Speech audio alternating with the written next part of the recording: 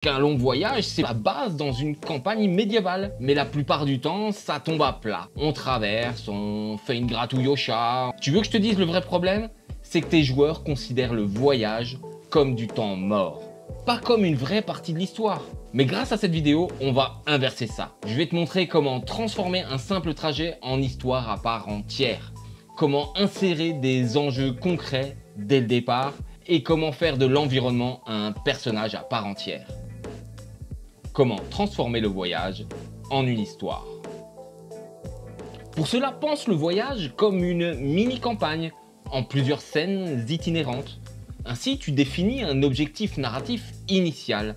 Par exemple, atteindre une tour avant que le signal incendiaire ne soit allumé. Tu penseras donc 3 à 4 scènes, chacune avec un arc narratif complet, un problème, une tension, une résolution partielle. Par exemple, la première scène peut être la traversée d'un marais maléfique qui contient une énigme environnementale. En réalité, ce sont des plantes carnivores. La deuxième scène peut être la rencontre avec un PNJ blessé qui demande leur aide. La troisième peut très bien être une embuscade orchestrée. Et la quatrième, finir par une découverte mystique d'un monolithe qui change la perception de l'heure. Donne aussi une narration qui évolue pendant le trajet. Commence simplement par du descriptif immersif. Le sentier serpente entre les arbres morts. Puis tu ajoutes des indices progressivement. Un dessin gravé sur un rocher, des ossements recouverts de mousse. Et tu termines avec un cliffhanger ou une révélation. Le grondement résonne soudain derrière la colline. Mais intègre aussi un prétexte au développement d'un scénario narratif pour leur trajet. Un objet mystérieux dont ils ignorent la nature mais qui attire des regards. Ou alors une rumeur qui murmure que revenir sur leurs pas sera impossible après le coucher du soleil. Un autre exemple est qu'un pendentif gravé d'un visuel qu'ils reconnaissent mais dont ils ne voient pas la signification avant la fin du trajet. Il faut aussi que tu crées du suspense autour du timing. Introduis donc une pression temporelle, un avant-poste allié qui risque de tomber d'ici 3 jours. Ou alors tu peux utiliser un compte à rebours narratif, décrivant les paysages qui changent au fil des heures pour ressentir le temps qui passe. Ajoute donc à tout cela un but secondaire inattendu. La route leur fait croiser un mini-scénario, que ce soit une caravane qui est attaquée, un enfant perdu, peut-être même qu'en chemin, un fermier leur demande d'aider à sauver ses récoltes envahies par les loups. Comment intégrer des enjeux dans le voyage? Pour cela, tu peux introduire une menace ou un objectif clair dès le départ, comme par exemple arriver avant la chute de la barrière magique ou éviter que le magistrat ne prenne la fuite. Cela évite que le voyage soit perçu comme un simple trajet.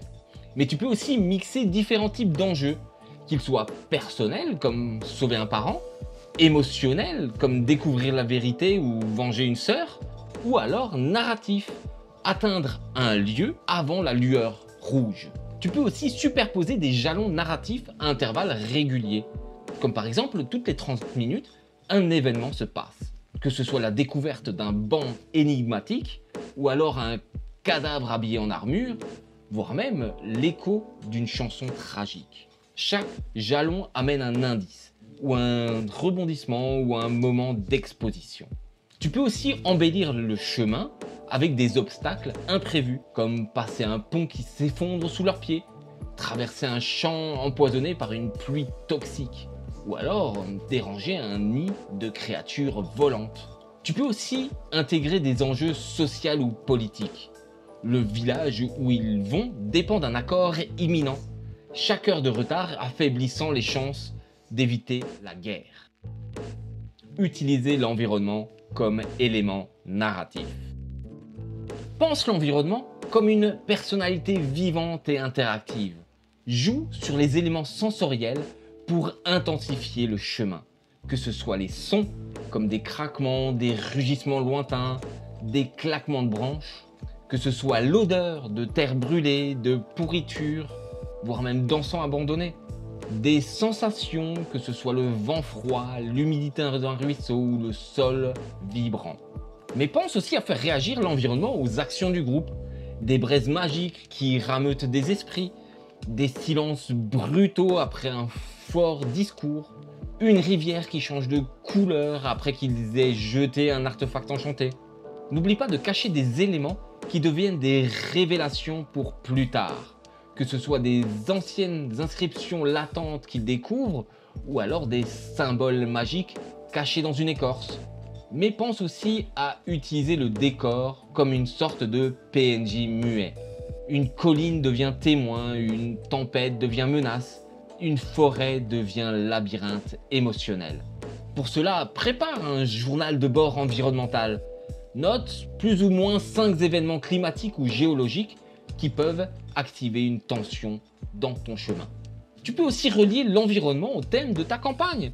Si le thème est la corruption de la nature, tu peux montrer une forêt déformée avec des plantes carnivores.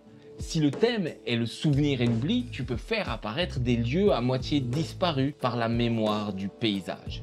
Le voyage, c'est rarement une session épique, à moins que tu la transformes en mini-aventure. En structurant ta route, scène par scène, et en y insérant des enjeux motivants et en rendant le décor vivant, tu fais du trajet le moment où tout peut basculer. Si tu as aimé ces astuces, pense à liker, t'abonner à la taverne et surtout dis-moi en commentaire quelle est la pire expérience de voyage que tu aies vécue en campagne.